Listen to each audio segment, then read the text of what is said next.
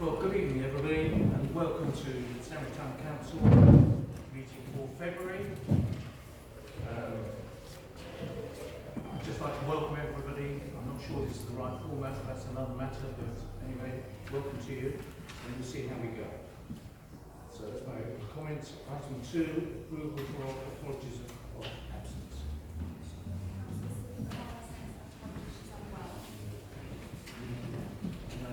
Motion second, please.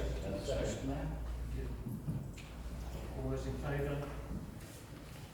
Any against? You need to keep your cards up, please.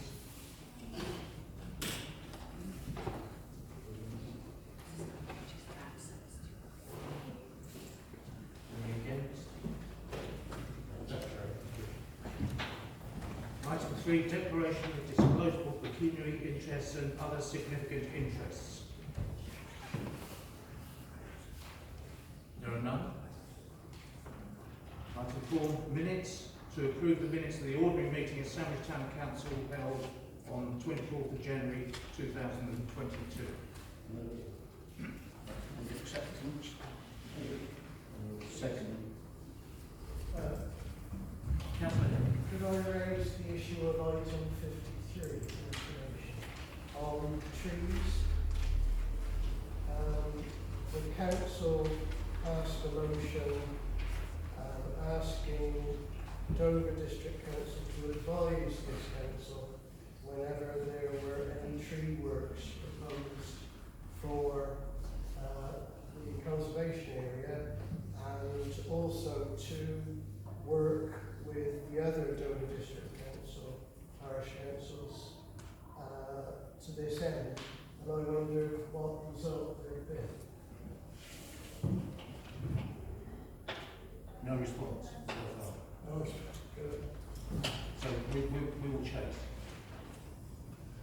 So the President second for those minutes. All those in favour? Any against? Any abstentions?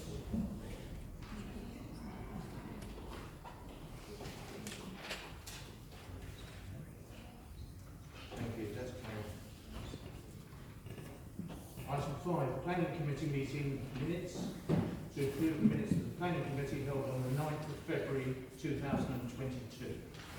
Acceptance of the minutes. Second the minutes. Councillor Wiles. There's an item on here about 57 New Street, and I wanted to raise something about that. I don't know if it's best to do that now or under the District Council's report about enforcement.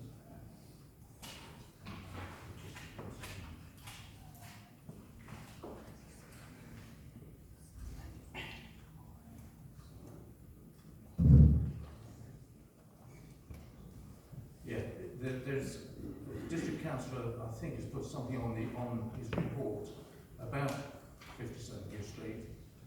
If we want to talk about it further, it needs to go to the Planning Committee on the 9th. I think Councillor Friend has mentioned that enforcement action is in progress, but I've got correspondence going back to 2013 which says that enforcement action is in progress then. So I think there needs to be a recognition that PDC has not been taking effective action on this property. And I'd like to recommend that we ask for the planning director to come to this meeting at some point, or to a planning committee meeting, to talk about planning enforcement generally, not just on the lines, but on Fellowship Walk, on the issues of retail to residential conversions and so on.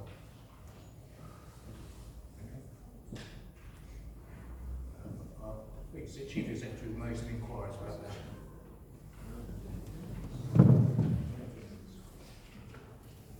So the minutes have been proposed and seconded. All those in favour? Any against? Any abstentions? Thank you, that's carried. Just a minute. I've got a query about the meeting. I don't know if it's organised the way it was, but I thought that was a complete cock-up on the evening.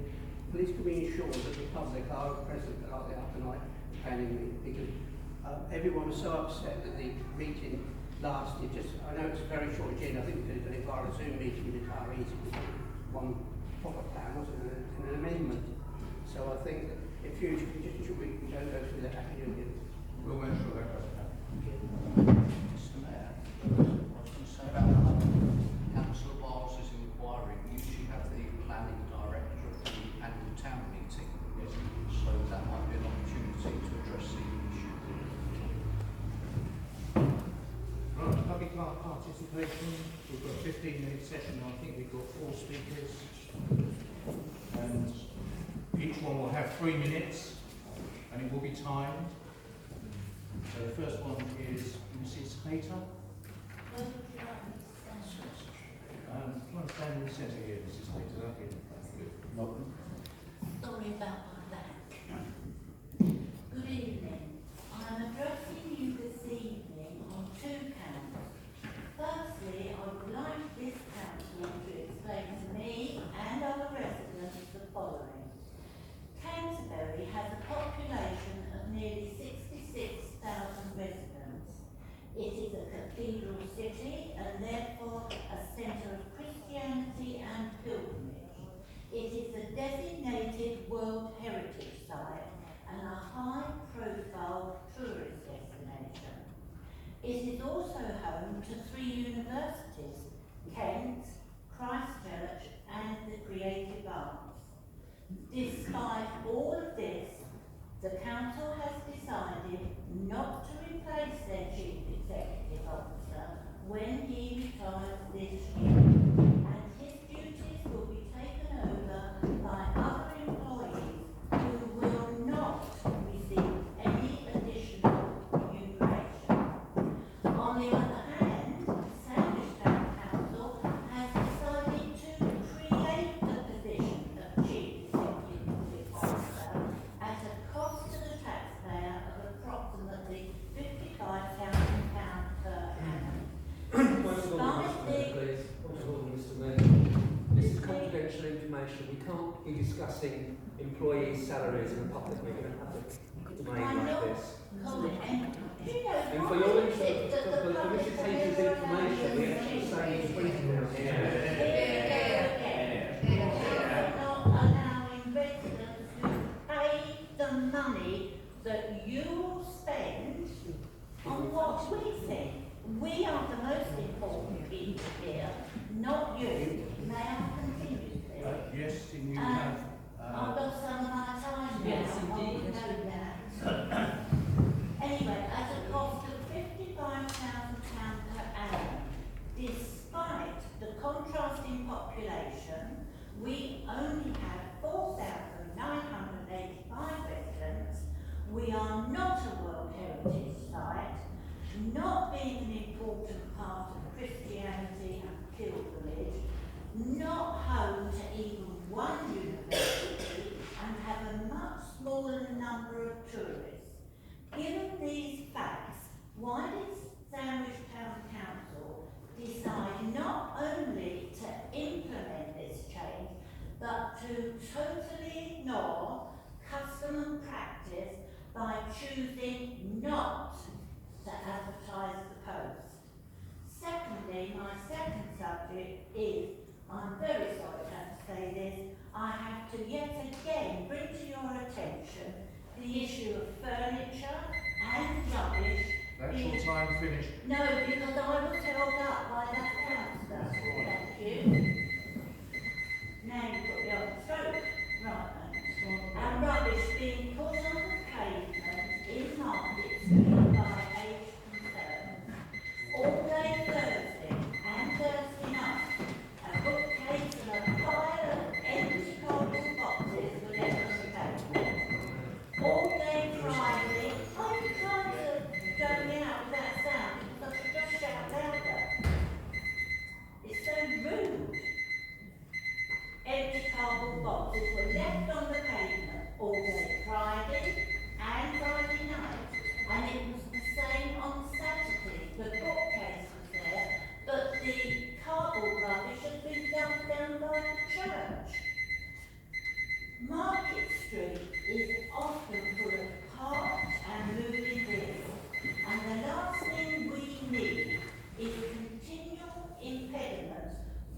on the pavement which make it unsafe for the elderly, people with disabilities, and parents with buggies and young children.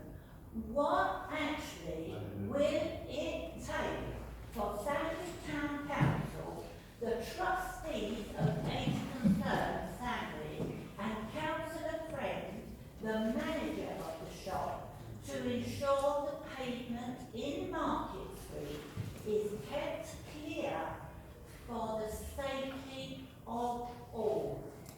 Answers on a postcard, please, because I don't expect... Thank you, Mrs Hayton.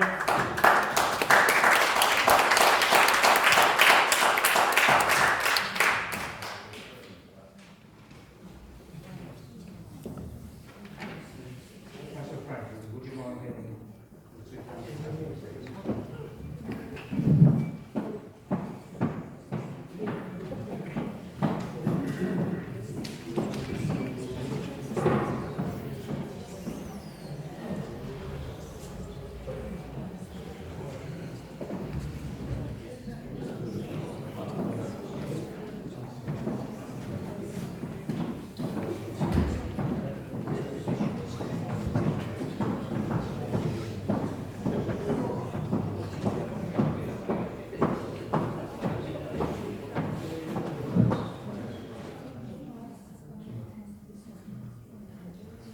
Right, our second speaker is Councillor Anderson.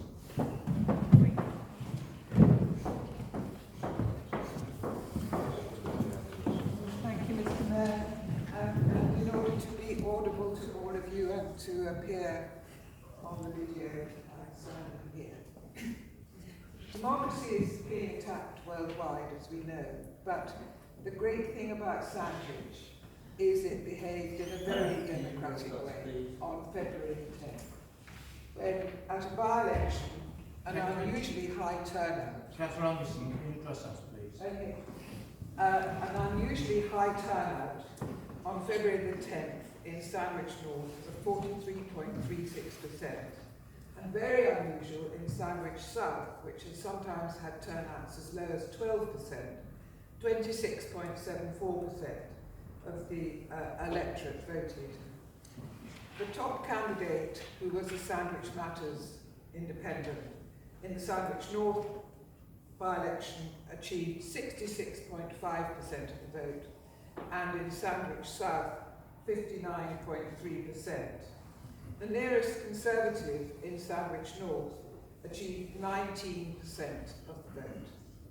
So we believe that we have a mandate for the manifestos that we distributed in leaflets to your homes. They include a push for transparency, accountability, keeping the electorate informed, and an end to party politics and party political gaming. We were delighted after the election to be invited by various new colleagues on the council to meet with them. Councillor Sampson congratulated Cllr Wiles, and Councillors Marie and Fred asked to speak with us. And we have throughout been on friendly relations and indeed working relations with other independent councillors on this council, two of whom were on the selection committee for our candidates. We were delighted to meet with them and felt that they treated us with respect and we treated them with respect.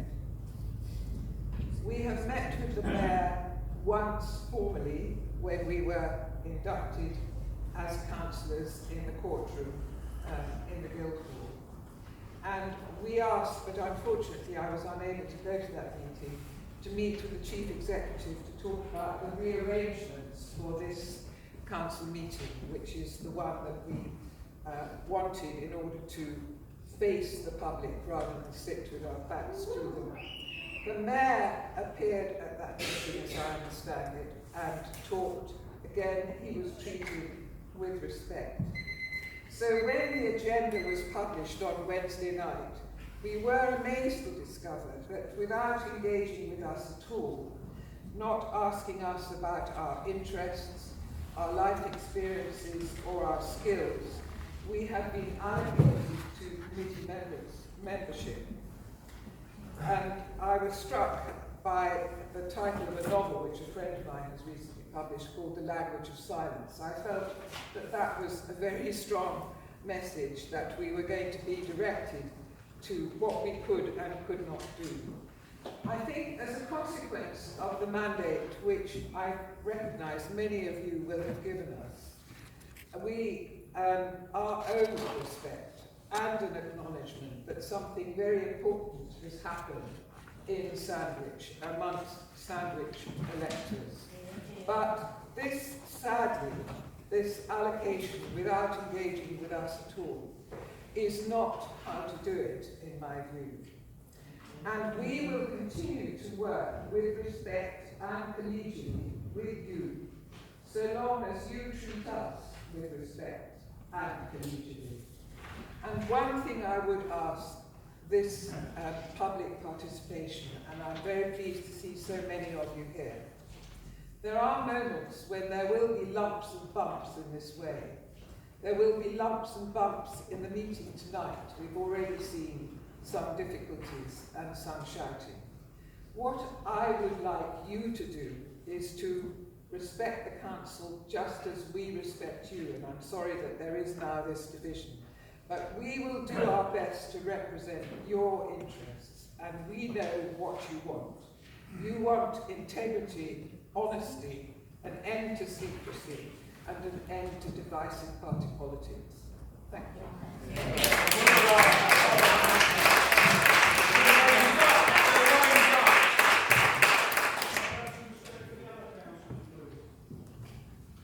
And we'll move on to our next speaker, Mr. Wiles, Councillor Wiles. Thank you, Mr. Mayor. Later on this agenda there's an item of a resolution about how this meeting is set out. I'm very grateful for you for setting it out in this way tonight, because I think it's very important that we change the format of these meetings so that from now on councillors are not sitting with their backs to the public, but are facing the public. So we want to see in the future the notion that we are the servants of the public and not the other way around. I think it's worth mentioning that the Queen 3 weeks ago wrote a letter to the nation about Platinum Jubilee, and she signed that letter, "Your servant Elizabeth."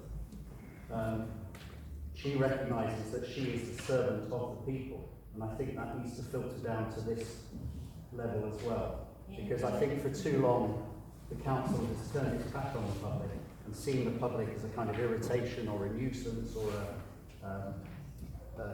something to be controlled or not to be allowed into meetings. And I think that needs to change. There needs to be a new culture where it's recognised that the public are the people who are paying for everything in this building. They're paying for all the wages, the maintenance, the council tax, the toll bridge fund. It's all public money. So we need to have a change of approach within this council. Less secrecy, more openness, and a recognition that we are the servants of the public and not the other way around. So I'll be moving that motion later on, and I hope that this format works tonight. I hope it works for the public tonight, and I hope that in future we'll continue to meet in this way so that the public can see us and hear us and see the local democracy in action within this town. Thank you. Thank you, Councillor. Our final speaker is Mr. Ian Black. Mr. Black. Mr. Mayor, councillors, officer and taxpayers, I have 2 points I wish to make. First of all, council communications. Are these mainly to be delivered through the website? I note item 23 on your agenda and the topic text. With an expenditure approaching £6,000, one would hope a significantly better and more up-to-date website. I also suggest there needs to be more clarity about what the website is for. Is it also for notices and news from Dover District Council and Kent County Council, or will this be left to some individual councillors? The latter, however public-spirited, can verge into the political aspect, which which I believe should not be part of town council communications. I can see no evidence in the minutes about organising the broadcasting of council meetings, but perhaps I have missed it. However, it does seem to me to be pretty poor to have to rely upon the public-spirited volunteer use of her own home equipment so that the town's taxpayers know what is happening at these meetings. Let us hope it is resolved quickly. Second, the planning proposal currently out for consultation by Dover District Council about Little Mongum or Mungum Airstrip, for the record, reference 21, I believe 00626, and it closes on the 10th of March. We will all be affected by this proposal if it goes through Dover District Council. Is this council going to respond? Are individual councillors going to respond? And what is the view of our Dover District Council representative on this? The locals have to question the absence of statutory information, so the real picture has just emerged after crowdfunding. Locally, they estimate that up to 7,000 movements a year on the strip, i.e. 3,500 takeoffs and 5,500 landings per year. That is a lot of noise. And please do not be taken in by the developers' claims. First of all, much is made about the electric charging point for electric aircraft. The reality is that one type of electric aircraft is licensed in Britain, and there are only 3 of those in the country. And what's more, that is a training aircraft. And yet the developers say it's not going to be a place for circuit and bumps and training. How will Sandwich be affected? The main users of this strip are 20 owners of veteran aircraft. They're not the newer electric aircraft. And in transport matters, and I should know, I'm a transport man, veteran means noisy. They also use very heavily leaded fuel called avgas. A helicopter landing pad proposed, but helicopter operations are not going to be conducted on that site. And the proposed forgets there's diversions for helicopters to Lydd and to Manson. And guess when traffic will be at its peak? Fine summer weekends. Just as many of us want to be outside to enjoy gardens and open spaces, and not noisy aircraft climbing at cruising altitude over this town. 40 to 60 movements per day at peak weekends. Thank you.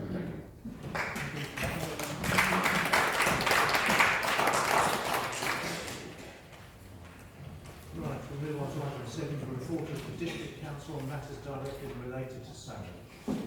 Thank you, Mr. Mayor. I've got nothing to add to the written report, Mr. Troy.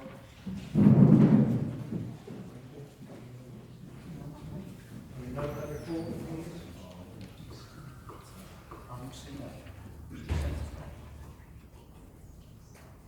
It was circulated earlier today.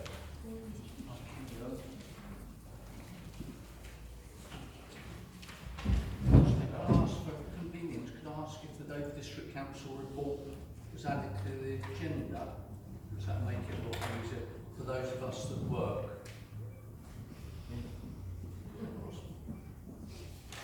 Sorry, thank you very much. Item 8, report from Councillor Chandler, KCC representative for Sandwich. Councillor Chandler, good evening. Good evening, thank you, Mr. Mayor.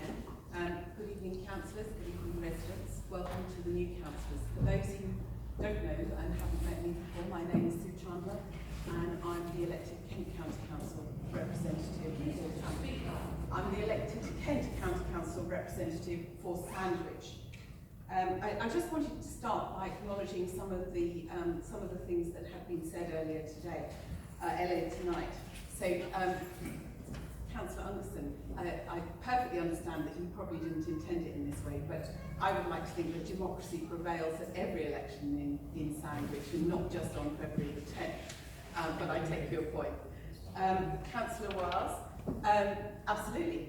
We're public servants, and I have always been extremely conscious of the fact that I represent every resident in Sandwich and the villages that I was elected to serve, and I do so to the best of my ability. So, moving on, I wanted to start by highlighting a new speed awareness campaign which was launched by Kent County Council today. In the words of the Cabinet Member for Highways at KCC, every death or serious injury on our roads is a grave matter, and whilst we do everything we can to make sure our roads are as safe as possible, we must rely on drivers to drive within speed limits and the prevailing conditions. So I absolutely agree with him in terms of the seriousness with which we regard speeding and accidents. This campaign aims to increase awareness of the impact of driving at excess speeds and understand that to reduce speed is to reduce the risk of a crash. In 2020, there were 144 crashes caused by excessive speed or travelling too fast for the conditions in Kent, resulting in 170 people being killed or seriously injured.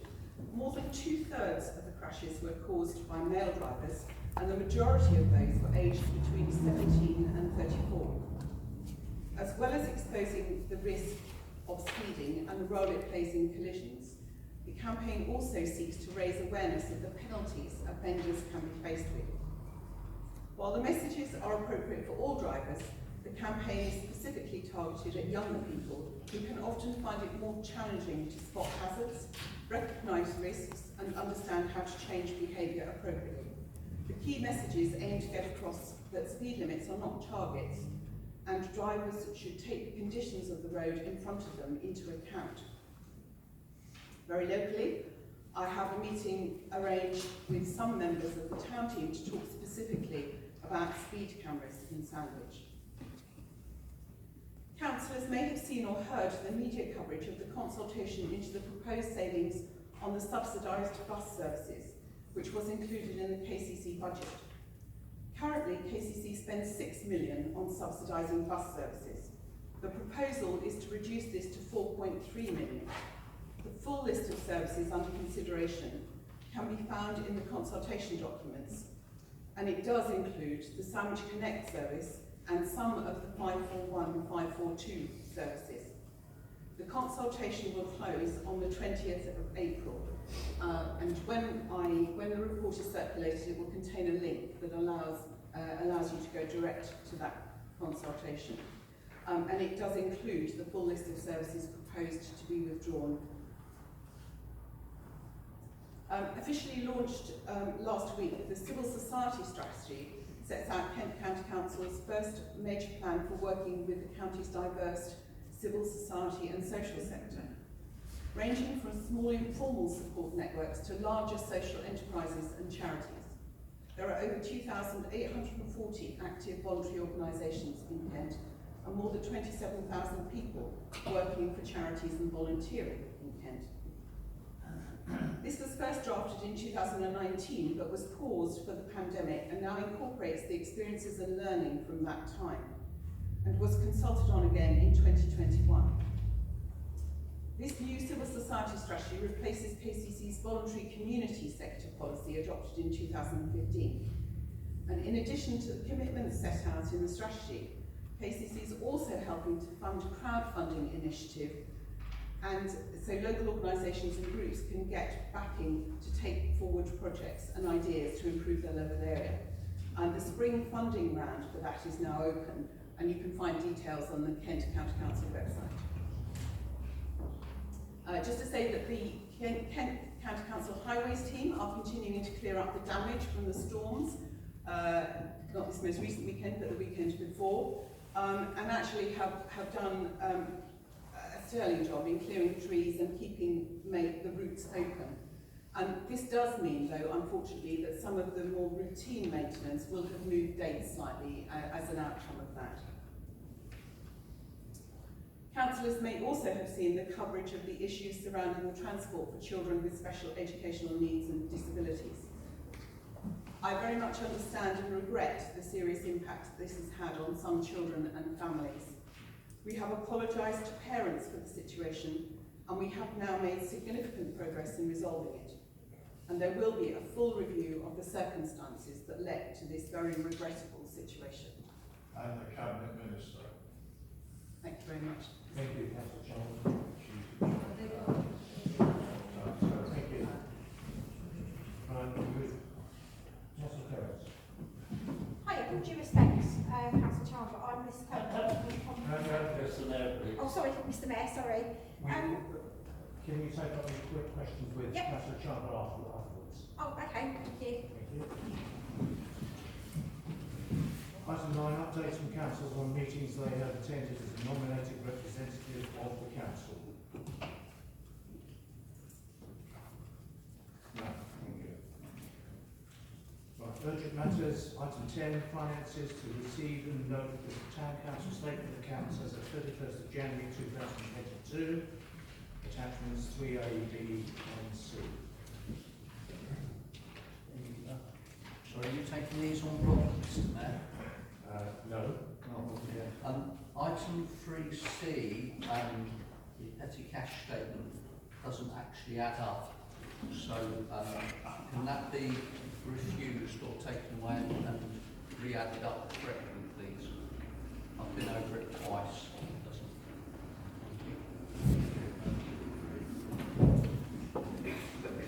Items 3A and 3B I'm prepared to recommend. Second for that? Second. Revise only, but provide.